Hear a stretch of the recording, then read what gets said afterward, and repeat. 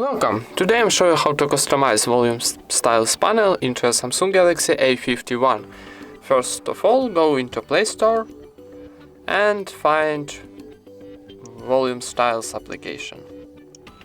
This one. Need install, wait a second for installing.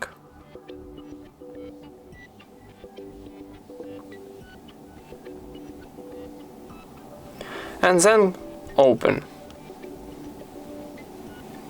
And now you need to choose your volume styles, for example Android 12. So click it and click Start button.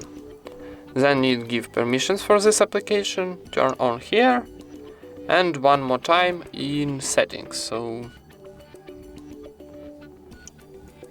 intelligent service, click it, volume styles, click to turn on, allow this operation, and yes, I agree. And now we got a new volume styles panel like Android 12.